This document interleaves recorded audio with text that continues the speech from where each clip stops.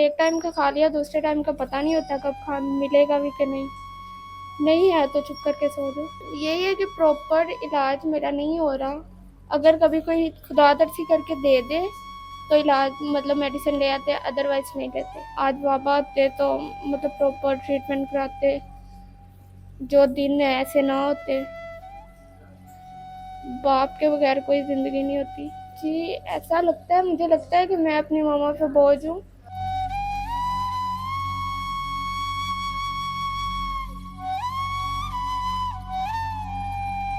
अस्सलाम वालेकुम नाज़रीन, मैं आपका मेज़बान अरसान राजपूत और आप देख रहे हैं अमन पाकिस्तान। आज हमारे साथ एक 18 साला ऐसी बहन मौजूद है जो कैंसर की मरीज़ हैं, कैंसर की बीमारी में मुब्तला हैं। आइए जानते हैं कि किस तरह से ये कैंसर की बीमारी से लड़ रही हैं, माँ बाप क्या करते हैं, किन हालात में हैं, किस तरह गुजारा हो रहा है, रहना सहना किस तरह से, सारा कुछ इनसे जानते हैं। अस्सलाम वालेकुम। वालेकुम अस्सलाम। अच्छा बहन, बताइएगा कि पहले ज़िंदगी किस तरह से चल रही थी, अब ज़िंदगी किस तरह की चल रही है, माँ बाप क्या करते हैं, बहन भाई कितने हैं?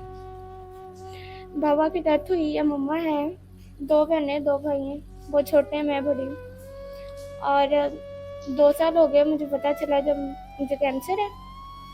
और पहले मतलब बहुत अच्छी ज़िंदगी जा रही थी। कब पता चला कि कैंसर है तब से बहुत चेंज आ गए, मतलब बहुत स्ट्रगल किया। चेंज क्या आ गया ज़िंदगी में? मतलब पहले बहुत इंजॉय सहेलियों के साथ करती थी, रिश्तेदार थे। अब सहेलियाँ भी उनको पता चला कि इसको कैंसर है, वो भी दूर हो गई। रिश्तेदारों को पता चला, रिश्तेदार ने उन्हें बुलाना छोड़ दिया। मतलब ऐसे काफ़ी चेंजेस आ गए ज़िंदगी में। पहले कुछ और थी, अब कुछ और है। जो बाबा है उनकी डेथ किस तरह से हुई? Road accident. रोड एक्सीडेंट में हुई। तो अभी जो माँ है वो क्या करती हैं, बहन भाई कितने हैं? मामा लोगों के घर में काम करती है। और 2 बहनें 2 भाई हैं, वो छोटे छोटे हैं। आप सबसे बड़ी बहन हैं। जी। तो अभी आप भी कुछ नहीं करती, मामा लोग घरों में काम करती हैं, घर जो है वो अपना है या रेंट का है? नहीं, वो रेंट पे। तो रेंट पे किस तरह से गुजारा करती हैं, कितना कमा लेती हैं माँ है जो महीने का, रेंट पे किस तरह से गुजारा होता है आपका? मतलब मामा मैक्सिमम 15,000 कमा लेती हैं। और 12,000 रेंट है। और बाकी फिर जो बचते तो हैं। इतना 15-16 हज़ार कमाती हैं, 12 हज़ार रेंट है, खाना पीना किस तरह से होता है, आपकी मेडिकेशन जो आपकी दवाइयाँ वो किस तरह से होती हैं? खाना मतलब एक टाइम का खा लिया, दूसरे टाइम का पता नहीं होता मिलेगा कि नहीं। और जो मेडिसिन है वो अगर कभी मतलब किसी ने खुदादर्शी करके दे दिए तो करा लिया, मतलब इतना प्रॉपर में नहीं हो रहा इलाज। मतलब खाना ही मुश्किल हुआ पड़ा है तो इलाज तो दूर की बात जी। है। तो कभी सोचा कि आज बाप होते तो वो सारा आपका इलाज वगैरह करवाते, इलाज होता आपका प्रॉपर, जो अब ये बीमारी से लड़ रही हैं इससे छुटकारा मिल सकता है? जी, मतलब बहुत सोचती हूँ कि आज बाबा आते तो मतलब प्रॉपर ट्रीटमेंट कराते, जो दिन ऐसे ना होते। बाप के बगैर कोई ज़िंदगी नहीं होती।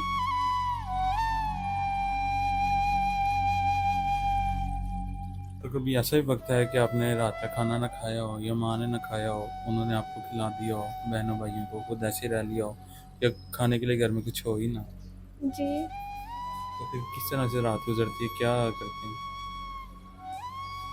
बस कब मतलब एक टाइम का खा लिया, दूसरे टाइम का पता नहीं होता कब खा मिलेगा भी कि नहीं।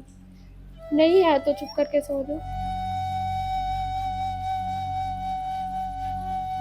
तो जो महीने की दवाइयाँ हैं या हफ्ते की दवाइयाँ वो कितने की आती हैं?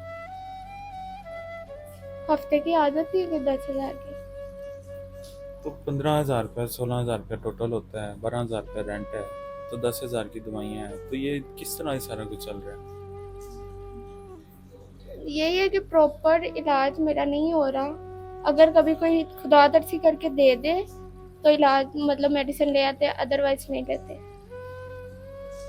जी, तो नाजरीन आपने बहन की सारी कहानी सुनी है कि किस तरह से सारे मामला इनके चल रहे हैं। माँ जो है 15-16 हज़ार रुपये काम करती हैं, 10-12 हज़ार रुपया खाली इनका खर्चा है, उसके बाद रेंट है 12 हज़ार रुपया, खाना पीना है, रहना सहना है।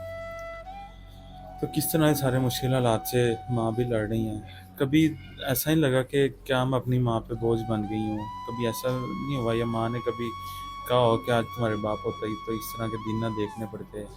मैं इस दुनिया से तंग आ गई, ऐसा कुछ? जी ऐसा लगता है, मुझे लगता है कि मैं अपनी मामा पे बोझ हूँ।